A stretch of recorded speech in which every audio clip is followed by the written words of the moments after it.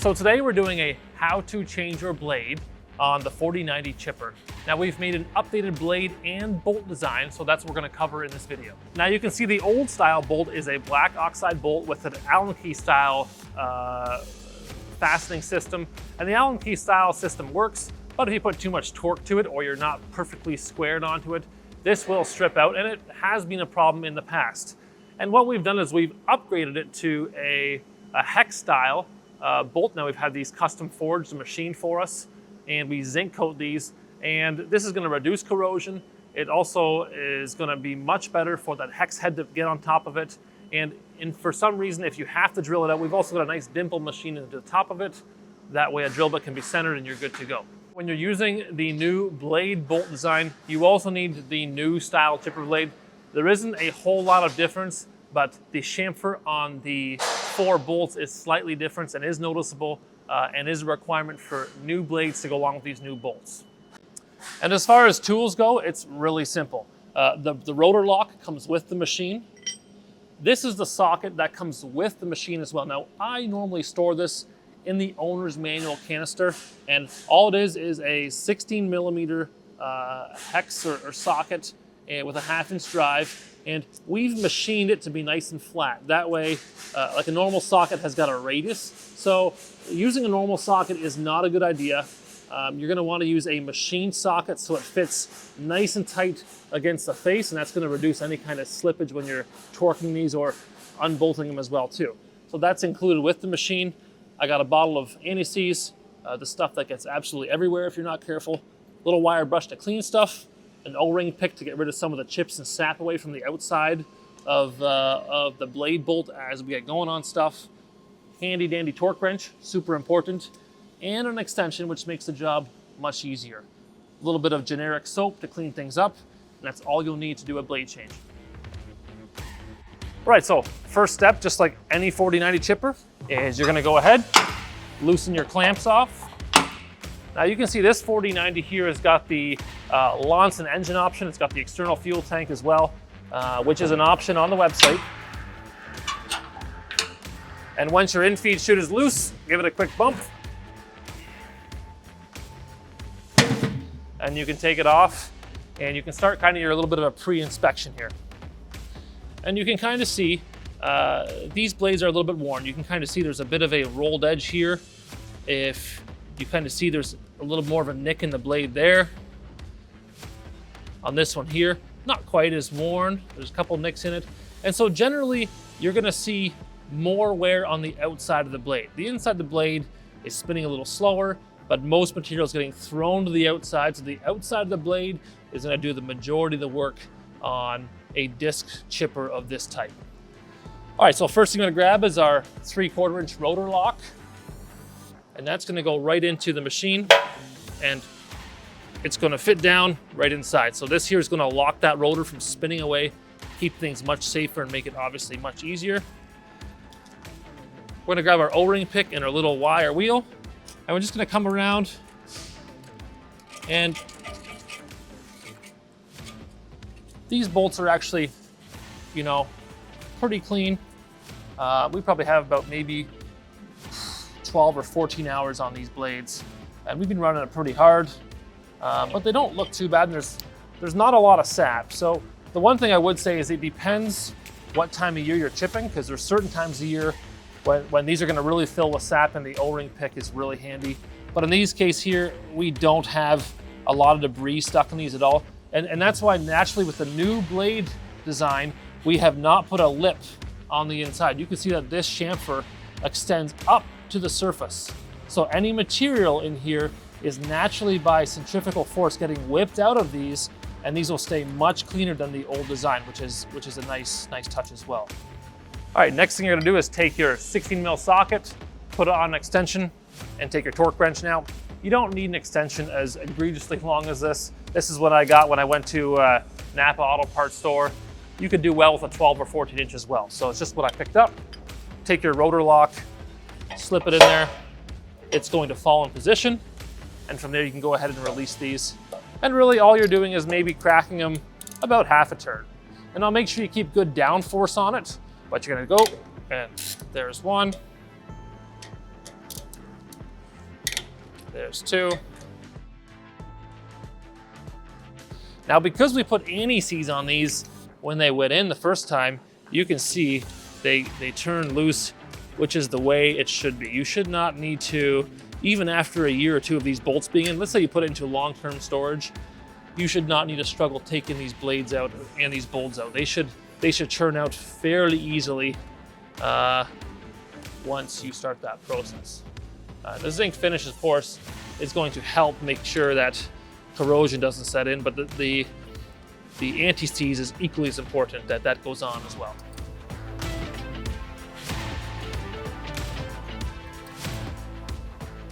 All right, now we have our 4 blade bolts out. Very carefully, because be careful, these things are sharp. You're gonna come in here and just slide it out the front, give the blade a little bit of a twist, and you can go ahead and put it in a safe place. And we're on to the second one.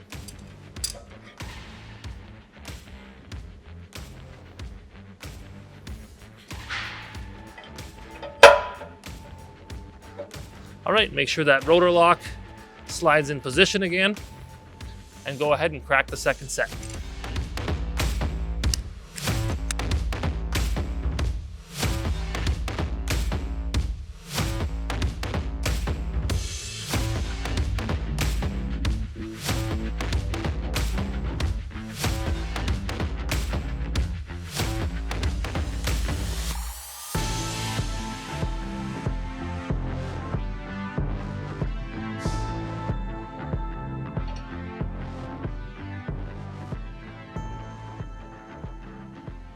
There's that second blade.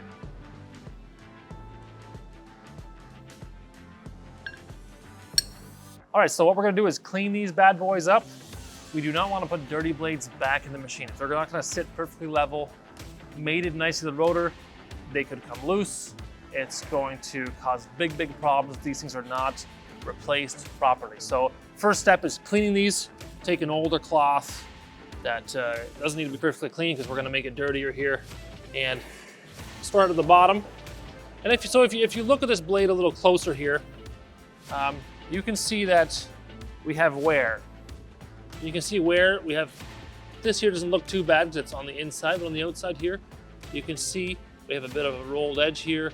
It's slightly taken back, and this can be resharpened. This here can get taken back maybe 40 thousandths, and this will sharpen up really nicely again. But we have a second side here that is untouched. So today we're just cleaning them and flipping them and refastening, and we're good to go again. So, a little bit of soap, and this can just be any kind of general soap is fine.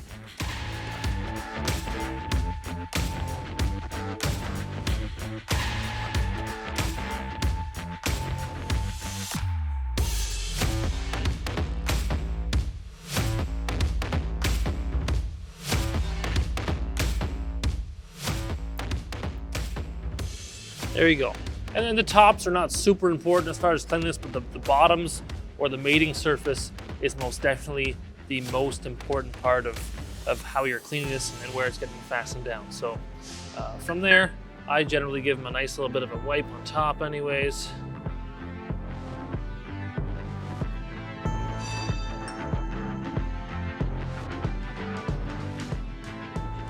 There we go. All right. So from there, we're gonna go into the chipper now and make sure that the top side of the rotor is also nice and clean. And so here, we're just wetting the towel. And I don't want to necessarily spray the top of the rotor because then my threads get filled with the soap as well too. I just want to clean the mating surface here. I don't want to fill those threads full of our soap as well either. There's no need for that, and that increases the risk for the anti-seize not doing its job. So we're just gonna take the top of that rotor, any gunk that's on it, perfect, just like that. I see a little bit here. Brush that out.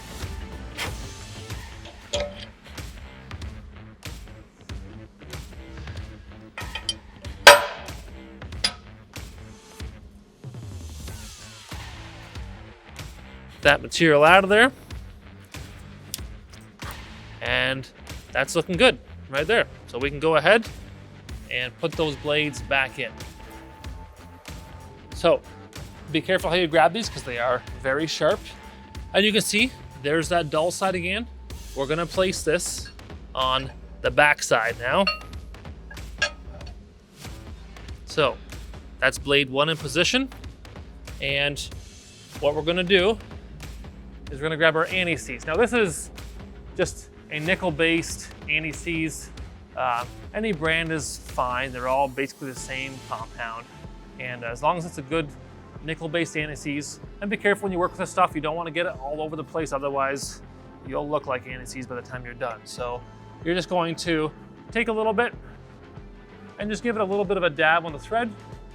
You don't need too much, but just see how I have a little bit of a ridge built up right there. That would be an adequate amount. That's going to cover the thread and also nicely cover that taper as you tighten it down as well. And I usually start it about 1.5 turns by hand, because what you don't want to do is, you definitely do not want to do is take an impact of sorts. This is not an impact type job. You do not want to take an impact and slam it on top and cross thread it and pull it out and then jam it back in position. That's not how you treat these bolts. So you always turn these in by hand, at least 1 or 2 turns before you take your extension and turn them in quickly.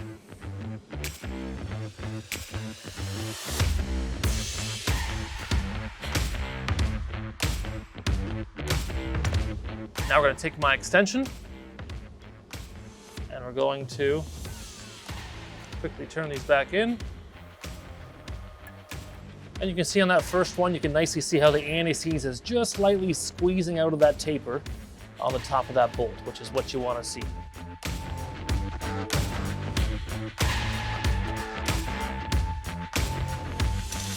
All right, so I'm going to leave the torquing for later.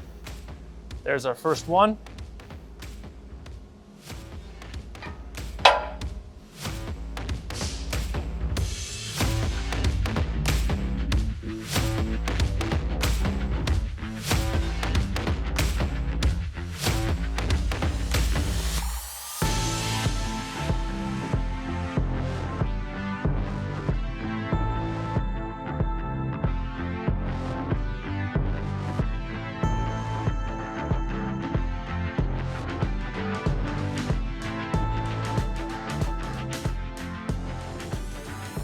And your bolt should be going in this easy. Even if you've had the machine for 5 years, you know, they should literally thread in this smoothly. If you're having to use a ratchet or an impact to get them in, there's something severely wrong with the threads. So they should always turn in just nice and easily by hand. They're a nice fine thread and they should go in very smooth. All right, we're done with our anti-seize. That's all we need, we're done with that. And now we're gonna go ahead and we're going to set our torque spec on these blade bolts. Now the cool thing with all these shippers is we actually have the torque specs in 2 spots. We have it in the manual, which you can reference at any time. And you can find that manual both in the manual canister, but also on the website in a digital PDF form. But the cool thing is it also is engraved on the side of the machine right here. So without having to reference the manual, it says blade bolt ×8, 35 foot-pounds with anti-seize. So we got the anti-seize, we just need 35 foot-pounds.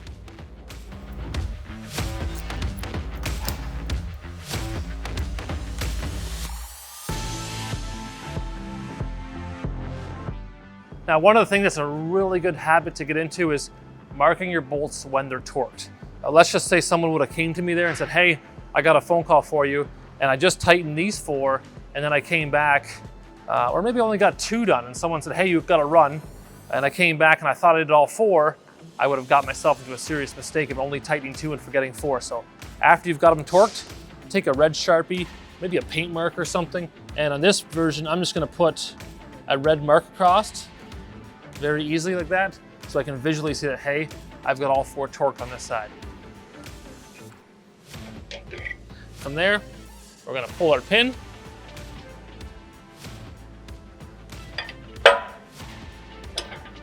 flip it, and do the same thing all over.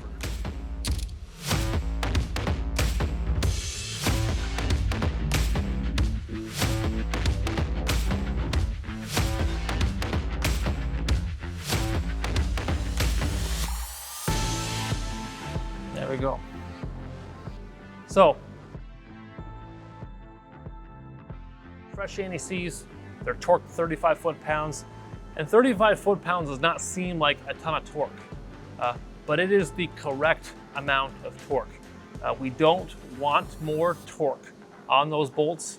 If you put more torque on those bolts, you will have a very difficult time of removing them. Yeah, so 35 foot-pounds is the correct spec, and just make sure you follow that guide very closely.